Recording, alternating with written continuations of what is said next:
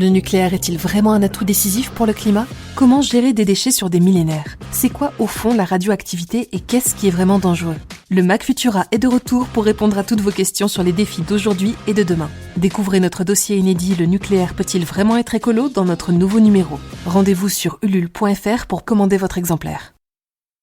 Bonjour à toutes et à tous et bienvenue dans cet épisode hors série de Fil de Science. À l'occasion de la sortie du nouveau Mac Futura, je vous propose de partir à la rencontre de son rédacteur en chef. Bonjour à tous, je suis Vincent Lucas, le rédacteur en chef du Mac Futura.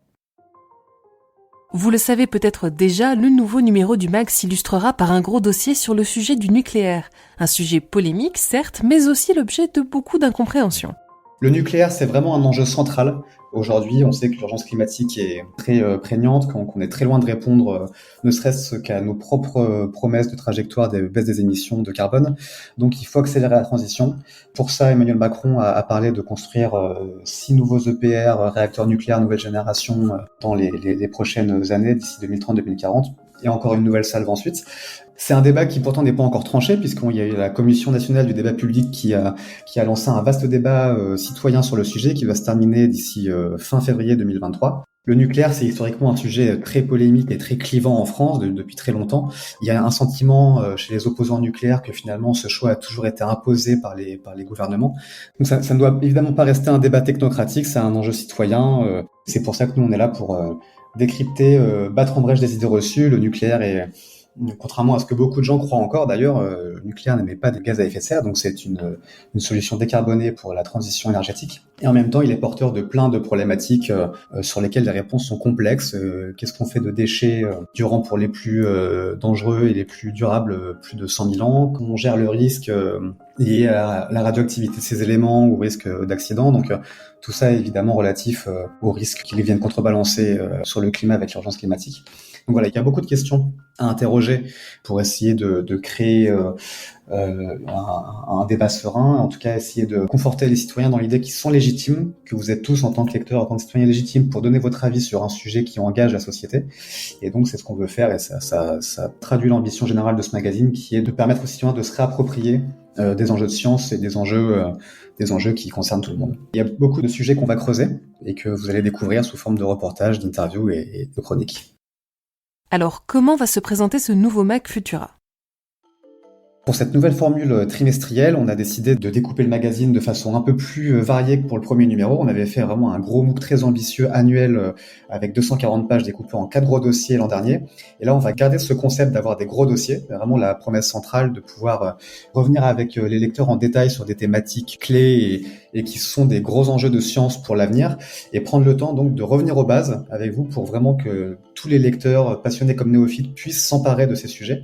Et on fait ça grâce à un dossier central de 60 pages, donc vraiment un très gros format pour décrypter toutes les facettes d'une question de science qui sera en l'occurrence sur le nucléaire, l'avenir de la filière nucléaire en France, en se posant la question le nucléaire peut-il vraiment être écolo ? Et puis un second dossier plus court mais qui sera aussi assez conséquent, qui viendra introduire chaque magazine, qu'on a décidé de consacrer à chaque numéro à une question liée à l'état de la planète, une question liée à un point névralgique des écosystèmes ou de biotopes particuliers. Et le premier numéro sera sur l'Antarctique pour essayer de montrer comment l'Antarctique est en fait au centre du monde à travers les enjeux climatiques, de biodiversité et autres qu'il recouvre et comment tout ça est évidemment interconnecté. Il y aura donc ces deux gros dossiers et au milieu de ces dossiers, on va essayer d'apporter plus de variété, de diversité par rapport à notre premier numéro en ayant des sujets qui soient plus facilement grignotables. Donc on aura pas mal d'entrées différentes pour amener du reportage sur des projets de recherche sur le terrain et sur d'autres manières de décrypter la science avec des tribunes, des chroniques de youtubeurs ou des points de vue de chercheurs particuliers. Et puis une dimension d'esprit critique qui est aussi importante pour nous, c'est-à-dire d'avoir une vision assez réflexive sur la science aussi elle-même, essayer de questionner en fait où va la science, comment est-ce qu'elle se pratique.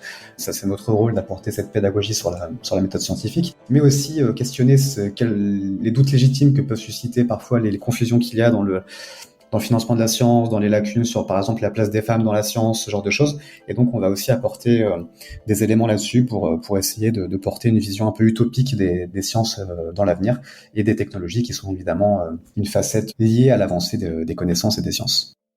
Avec cette nouvelle formule trimestrielle, l'objectif de Futura, c'est aussi de renforcer son engagement autour de la préservation de la planète.